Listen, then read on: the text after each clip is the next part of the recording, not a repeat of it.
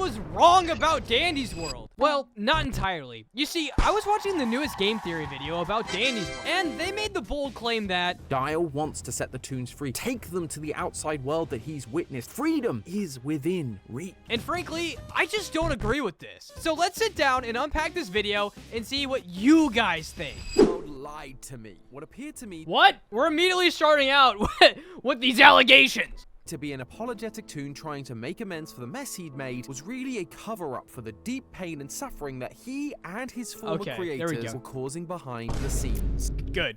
This is good. This is good. So far, I have to agree with everything you've said. I'm telling you, black goo can do some weird things to you. Yes, I agree. Black We've goo. seen it across many indie horror franchises, but it's never been more true than it has for the Roblox game Dandy's World, a survival game about an abandoned museum and TV studio called the Garden View Center, created by two young visionaries, Arthur and Delilah, in How do you know they're young, huh? 1984. They were able to create living, breathing cartoon characters through the power of a mysterious black goo called ichor. Unfortunately, this very substance is also what causes the toons to turn into their evil counterparts, called the Twisteds. Larger, more deadly versions oozing with the black substance. The first instance occurred in 2000. Okay, I want to go back. Did they say that they injected them or that they did this to them? Cartoon characters through the power of a mysterious black goo called ichor. Okay, yeah, they're saying that they created the toons with ichor. I would agree with As this. the malfunction incident, and since then the facility has been shut down, leaving Dandy and all of his toon friends abandoned, locked away in the facility. Last time we theorized that our lead character Dandy was the one responsible for the incident. He was the first to turn into a twisted, and we have so far since then. Like, that is just so far from what it is actually true now, you know? Is now trying to make amends by reviving his friends with ichor in order to bring the show, only for it to go wrong and turn all of the toons into Twisteds. But it's been a whole year since that theory, and since then, Dandy's World has been chugging along, adding more updates, more characters, and of course, more lore. And I really hope these new updates have shown us a lot more about what's really going on with the toons in the Garden View Center. That this isn't the story of one regretful toon's attempt to make things right, but instead carry on in the narrow-minded footsteps of his creators. So hop in the elevator with me, theorists, as we begin extracting the mysterious dark lore of Dandy's World. One of the first updates that was added to Dandy's World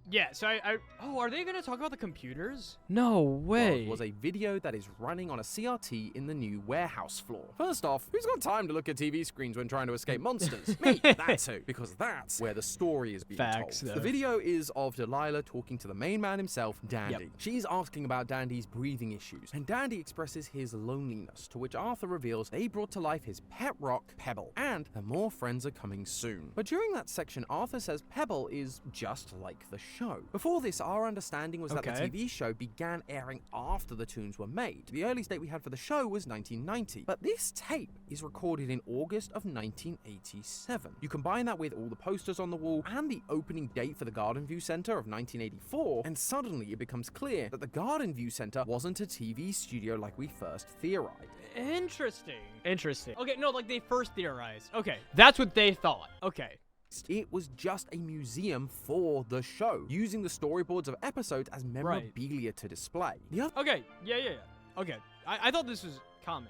The reason I thought this was a studio was because the toons seem to remember everything that happened to them in the show as if they were real events. Those recollections obviously haven't changed, but if Dandy and Pebble were brought to life in 1987, like the show, it would appear that these characters weren't originally brought to life to be actors, but to be physical representations of those characters. Okay, I see. So like a reality TV show? Were even made to watch the shows to essentially become these characters and take on their memories as their... I wonder if what he's trying to say is like, oh, this was originally like an animated show, and then these toons got created, right? And that's what he's saying. He's like, you're gonna be made just like the show. As in like, we're gonna make you from the animated show. Like, theoretically, if Clifford the Blue Red Dog were to become real, I think is what they're implying. So that's one mystery very quickly solved, but let's be honest, we're here for the new mysteries that are coming out. And from this point on, update after update dropped with new toons introduced each time. For the Easter update, a new floor was added along with some seasonal toons like Eggs and the Egg, Flight, the Butterfly, Coco the Chocolate Rabbit, and Bassie the Easter Basket. But I really hope they bring up the new Easter room. I really want to hear these characters aren't just up to their eyeballs in iCore, they are also filled with sweet, sweet lore. Just looking at how these characters interact with other toons, you get a pretty clear idea of their personalities and that there may be some discourse between fellow toons. A lot of Bassie's interactions show that she is very insecure. When talking to Bobette, the Christmas toon, she says, "So, you're the Christmas holiday main?" Last I checked, yup. Last you checked? Like, we can be replaced? What? No, I meant it as a silly little comment. You're so funny. So they're gonna talk about Bassie's anxiety for sure. She feels like she could be replaced at any minute. A lot of her interaction Oh man, I really hope they have the new lore. are similar, unsure, timid statements. That is, except for when she talks to her fellow seasonal toon, Coco. When interacting with her, Bassie is a lot more standoffish. Coco. Oh, Bassie. How are you, my friend? Fine. That's great to hear. Were you needing any help? No, not from you. Boom. What is Bassie's deal? Based on the other interactions, everyone seems to love Coco, but Bassie acts totally cold towards her. Although, And Coco loves Bassie, we know that for sure. if you explore the Easter floor a little more, the relationship between Bassie and Coco starts to make a lot more sense. A room in the back is covered in iCore. Writing on the wall says, "Get her!" And then there's a note in a puddle of iCore. The note is from Delilah, the creator of the toons, and it says, "I don't think she should be the main class toon. She's too reliant on the fellowship of toons she's close with. She is dependent, not an independent. Reconsider." Sounds a lot like our nervous wicker basket Bassie, right? She was being recommended by Delilah to not become a main. And let's be real, if Bassie is not going to be made the main Easter toon, they were going to give that title to a more likable toon, like Coco. And when we look at Bassie's twisted description, you can see that is exactly what happened. One of the holiday main characters of Dandy's world, the fear of never living up to others' expectations has caused her to act out in desperation. And I don't know if they are going to talk about new lore, but what's very, very important is with Bassie's new Easter video, we literally witnessed Bassie break at this idea. The idea is that Delilah was feeding her Iker, or doing like secret experiments on her, or telling her these secret things like you're not good enough. Inherently, maybe having the whispering flower say these things to her, right? And we eventually know that Delilah tells Coco that Bassie's not doing well. She knew that Coco was Which is what applies that. getting the bump to main toon over her, no matter how hard she tried. So when Bassie read this letter, her emotions overwhelmed her, and she became a Twisted. We already know that the Twisteds are a result of the toons being overwhelmed with iCore, the stuff that gave them life. But the clues we get about Bassie tell us that it's a specific moment that triggers this twisted transformation. Okay, I should have shut up. This idea was then followed up in the next seasonal update, the Halloween update, where we are once again introduced to a bunch of seasonal toons, with the main toon being Gordy the Pumpkin, a younger toon with a lot of energy. Freaking But love when Gordy, bro. looking through the Halloween floor, we learn Gordy has a lot of deep anguish and pain. One of the walls has a big hole broken through it, and inside is Gordy's room. On the wall are drawings covered in iCore and writing that reads, "Why can't I remember their faces?" Looking closely at the That's a really cool effect. drawings, there's a pumpkin holding the hands of two bigger figures. Gordy is also noted as being a younger toon, so these figures are likely his parents. Is he struggling to remember them because they were never in the show and so weren't part of his memory installation process? Or is this happening I agree with the first one. after the place is shut down? And without a show to constantly remind himself, he's forgetting crucial parts of his backstory. Definitely the first one. I don't think they ever existed. Either way, it leads to Gordy becoming obsessed. He tells us how he begs Astro to make him have the same dream, but Astro refuses. I used to ask Astro for the same dream every night when we got to see each other on season, but he told me I can't ask for specific dreams anymore. He said it got concerning. Like, what? No way. I just, the two of them, they were there. They felt so familiar. Gordy becomes more troubled with knowing who these people are, and it all derives from his fear of being alone. If you enter Gordy's room as Gordy, he will say, I shouldn't stay here much longer. Seeing all these photos and the emptiness of his room is beginning to unsettle Gordy. And this fear of loneliness is made even clearer when interacting with Twisted Gordy. Unlike most Twisteds, Twisted Gordy has dialogue as he transforms into different stages. He starts out calm, looking normal but with red eyes. But when Gordy goes full berserk, he says, Mama, Papa, help, what's happening? And if you leave, really cool effect, really cool effect there. He shouts, where are you going? Stay with me, please. Wait, don't leave. Gordy is terrified of being alone, and the fact he can't remember his family is starting to get to him. Just like Bassie, we are seeing the trigger that pushes Gordy to become taken over by Icor and transform into a Twisted. And that theme keeps being brought up for every season. I do want to point out though, when like he's in his like unfed state, he's still twisted, right? Similar to Glisten, right? Where being left alone causes him to act. It just basically means that there might be some sentience in certain Twisted event. Daddy's World already had a Christmas update the previous year, and it was at that point that we met Bobette, the Christmas main, as well as the other Christmas toons. We found notes around that time between the founders Arthur and Delilah, where Arthur was concerned that the Christmas toons were just sitting in the corner of their rooms when it wasn't Christmas. But Delilah reassures Arthur that it's normal for them because having them interact outside of Christmas was just a waste of resources. Arthur seems deeply concerned for the well-being of the toons, whereas Delilah...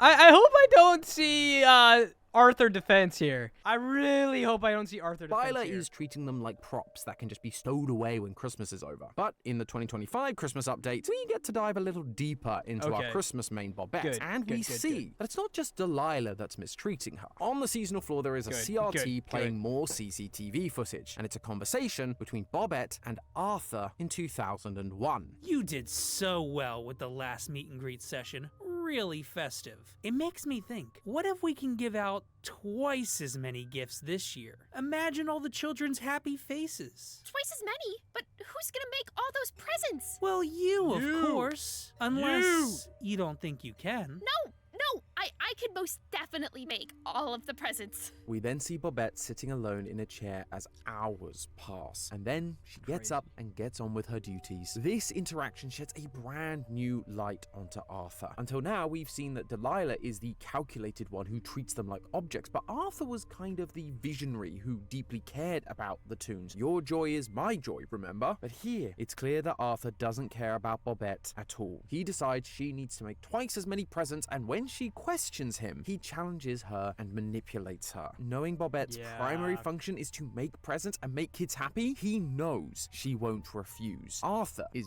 So, yeah, Delilah did the same thing to Coco. He's treating toons just as much as Delilah, and it's bro's consumed by greed. That causes Bobette to crack. In Bobette's room on the seasonal floor, we begin to see an all too familiar theme. Icor is everywhere, and there is a note on the floor, this time written by Bobette, letting out her frustrations. Every time Christmas returns, it feels as if there is less time to spend it with my friends. I hate to be any trouble. After all, I'm perfect for my role. I've been perfect at it for years. Despite that all, despite it being my season, I have this feeling that I'm not appreciated enough. And I don't like it. Can Delilah fix it? Pardon me? Can someone fix it? Please, it's actually please. so sad. And also, like, I'm very curious as to, like, when this recording happened, right, with Delilah and Bobette in 2001. Like, the show should have already been running for a while, right? So I wonder what it was that pushed Arthur to be consumed by greed. I like it. Can you know what I mean? And covering her workshop in Icor because once again, Delilah and Arthur have pushed them to their limits. But something in Bobette's note caught my... Also, I don't know if they are using the lore videos. Yeah, I don't think they use the Easter or Halloween or Christmas music videos. But the thing is, I wish they did their homework. Because, like, that's confirmed. Like, literally, the first person that worked on it, Charlie, CG5, confirmed that they were canon. So I feel like they're missing out on so much here. Unless they do bring it up. Attention. When Bobette is struggling to find joy in making presents, which is literally her purpose as a toon, she asks if Delilah could fix it. As in, could Delilah remove this feeling she's having? What's interesting about this is it's this very emotion, an emotion that is This very emotion, an emotion that is out of character for her, that pushes her to become twisted. It shows us that these toons have more emotions than just what their characters are supposed to have. TV cartoons are written to be certain archetypes, a simple personality that is easy for children to grab onto and understand. They don't need to be complex characters with depth and strong motivations because that nuance is tough for kids to grasp in a short 10-minute episode. When Delilah creates the toons, she and Arthur want them to be just like the show, one-dimensional characters sticking to their defined traits. But clearly, they didn't account for the fact that making toons real would mean their emotions become more complex. They would have different emotions, much like real people. But by pigeonholing them, trying to force them to fit these molds of their cartoon counterparts, it's causing the toons to snap. Bassie is supposed to be a kind and helpful toon, but when she becomes jealous of Coco, she turns. Gordy is meant to be a young, happy toon, but when he starts to feel loneliness, he is overcome. Bobette is meant to be a joy-giving, present-making toon, but when she wants more than that, to spend time with her friends, she too breaks. Another toon. Okay, I think they're really close, and it is impressive to get there without needing lore videos at all. I don't think it's just because they felt a different emotion, right? Like, it's clear that they're already feeling a different emotion based on the lore pieces. I think the big part that they're missing is like it's when it's an extreme emotion, like it's overwhelmed. I think the adjective really matters. Hopefully they bring up the trinkets as well. Toon Shelly is usually happy-go-lucky, but her handler reveals to us that she's insecure. I assure you, the other toons do care about you. Please keep cheering everyone on for me until I get back. And even TV head V is worried about being upgraded by It's called BTV.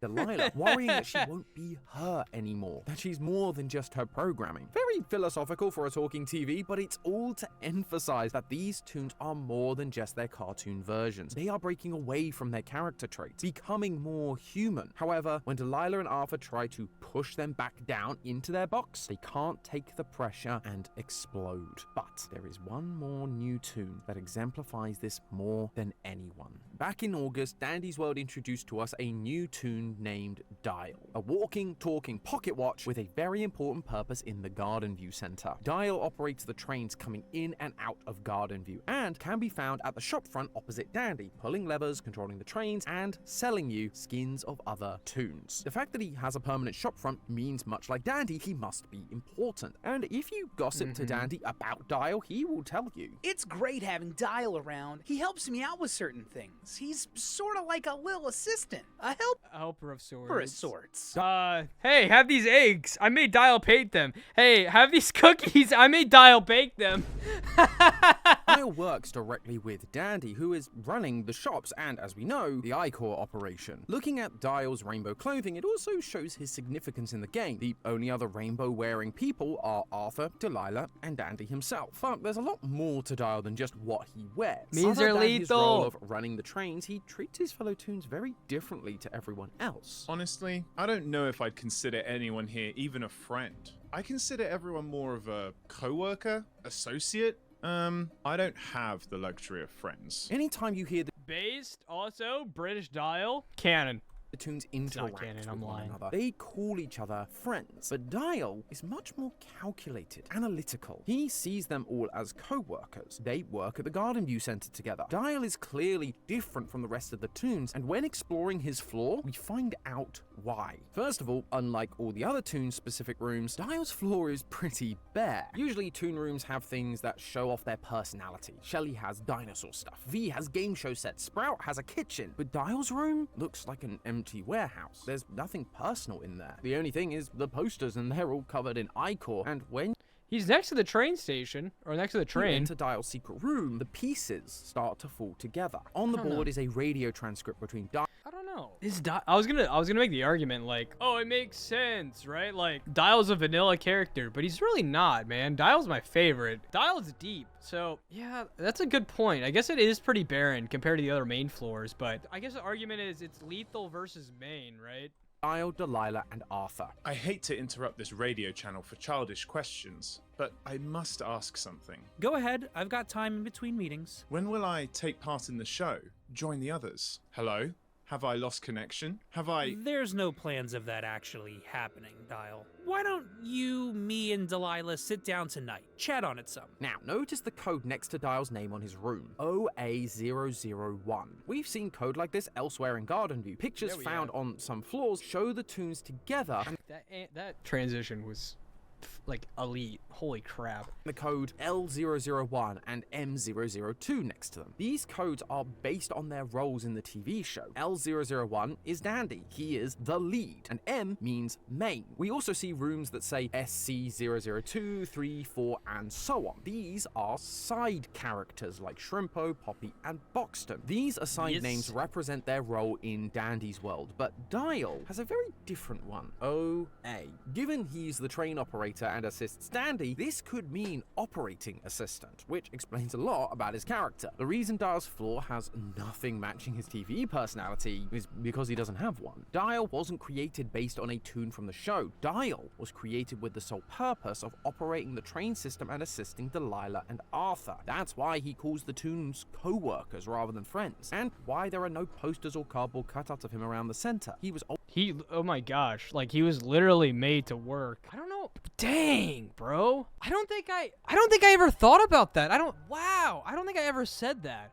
Dyle was literally conceived for the sole purpose to work. Dang! Arthur and Delilah are worse than we thought. Always designed to work the trains and nothing more. But now, Garden View has shut down. Dyle could be more than what he was made for, and yet he's not. So far, we've seen the toons become twisted as they start to exhibit more emotions than the ones their TV show characters do. It's clearly slightly disagree. What led to the malfunction incident that caused the Garden View Center to shut down. We believe that Dandy has since been trying to make things right. It was all his fault that they were hidden from the outside world. But thanks to the introduction of Dyle, we know that this might not strictly be true. See, when talking to Dyle about the other toons, Dyle mentions how he uses the trains to access the outside world to gain supplies. There is a train that leads outside of Garden View itself. I ensure supplies end up here. Of course, no other toon is allowed on this specific train. That means there is a way to the outside world, but Dyle is the only one allowed on that train. Dyle could simply let all the toons go and be free, but he doesn't do that. Dyle is a stickler for the rules. He's been created to follow orders, so if he's told no one is allowed on the train, that is final. This rule would need to come from someone he follows, and right now the only person who fits that description is Dandy.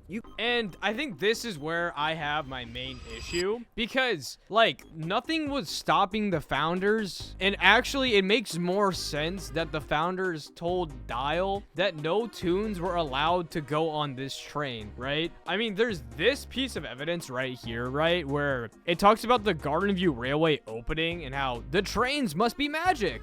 They run all on their own. And I feel like such another like important thing to note about this is that the Garden View train station has always existed, right? Like, this is my idea of how a lot of people came to Garden View, was on this train. So with this pieces of evidence, while the toons were like already supposed to be here for when people were visiting the facility, like it obviously, in my head, it's obvious that the toons, like the toon handlers and Delilah and Arthur would be like, hey, Dyle, don't let the toons on the train. Like, I think it has nothing to do with Garden View shutting down. I think Delilah and Arthur always told, Dyle, don't let anybody on. And frankly, this find me sign could inherently be one of the founders talking to Dyle. Okay, I'll get more specific into this in a bit, but that's what I think at the moment. Actually see this relationship when Dyle talks about Dandy. I hope you're aware. Any earnings I receive from purchases go right back to Dandicus. I work alongside him. We're associates in a way. No, I'm not allowed to take tips. There he goes again, saying he's not allowed to do something. Dyle isn't allowed to accept any money. It all needs to go to Dandy. As we know, the currency in the game is iCore, and Dandy needs that for his iCore operation. Clearly, he is the one that gave orders to Dyle to not accept money. So likely that Dandy is also the one who told Dyle none of the toons are allowed on the train. Dandy is the one forcing Dyle to continue to work the train, making him treat the toons like co-workers rather than friends. To be clear, the operation that they're insinuating is like what we do in Danny's world, like what we play. Us going onto the floors, extracting ichor, is what they're referring to as Iker operation, which is what Dandy makes the toons do, which I inherently agree with. Dandy is literally continuing in the footsteps of Arthur and Delilah. He's not trying to make amends and help his friends, he is trying to keep them trapped inside as if everything is like it always has been before it all went wrong. This is why Dyle truly breaks in the end. If you look at Dyle's twisted That's I think that's a little bizarre. description, it says he's seen the outside. This fact is significant to Dyle's breaking point. That's why it's here. Dandy wants to keep everyone in, pretend like things were like they used to be, but Dyle is breaking away from what he is meant to do, help Dandy. Dyle wants to set the toons free, take them to the outside world that he's witnessed. Freedom is within reach, and I know that because if you look around Dyle's floor and the iCore covered posters, a significant word is left untouched: friend. He was told by Arthur, Delilah, and Dandy that these were just his co-workers. But he wants to have friends. He saw the relationship the other toons had, and he wanted to be a part of that. And a friend would help to end their suffering by helping them to escape to the wonderful outside world that he'd had the privilege of seeing. But when he gets shut down by Arthur, Delilah, or Dandy, like everyone else, he succumbs to the iCore and becomes yet another threat that roams these cursed floors. But that's just a theory.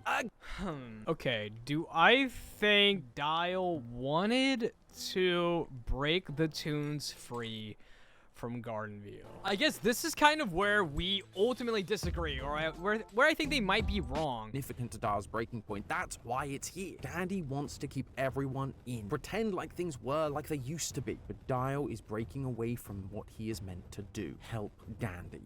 I guess I think about, was Dyle made to help Dandy? Yes. I guess just with the evidence they provide, I don't agree Dyle was starting to act against Dandy. Dyle wants to set the toons free, take them to the outside world that he's witnessed. Freedom is within reach. And I see it's that where Dyle wants to bring them to the outside world. I don't think there's any evidence that supports this. Know that because if you look around Dyle's floor and the iCore covered posters, a significant word is left untouched: friend. He was told by Arthur, Delilah, and Dandy that these were just his co-workers. But he wants to have friends. He saw the relationship the other toons had, and he wanted to be a part of that. And a friend would help to end their suffering by helping them to escape to the wonderful outside world that he'd had the privilege of seeing. But when he gets shut down by Arthur, Delilah, or Dandy, like everyone else, he succumbs to the iCore and becomes yet another threat that roams. See, that's just where I disagree. You're saying he wants to break everyone out so they'll be his friend. I mean, there's other words left, like panic and fight. I guess I just think of more than anything, whenever he was conducting the train, something happened that led him to turn into a Twisted. Game theory definitely suggests that it's by Dandy, Dyle, or Delilah in some way, right? The footsteps of Arthur and Delilah. He's not trying to make amends and help his friends. He is trying to keep them trapped inside as if everything is like it always has been before it all went wrong. So Dandy's actually the one that made Dyle turn Twisted, which in and of itself could be true. And the item itself of when toons turn Twisted doesn't have to be there. So could Dyle have been conducting his friends out of Garden View? Maybe. I guess the question comes up to, who is the one that gave Dyle the order that they weren't allowed on the train? Could it be this mysterious person who I think is Twisted Delilah lurking around Garden View? Or is it the conspiring of Dandy? I guess I still lean more towards Delilah giving Dyle the order that toons aren't allowed on the train than Dandy. But I definitely think the great debate lies in who was the one that gave Dyle the order that toons weren't allowed on the train. That's the question we really need to answer. Have a good one, guys.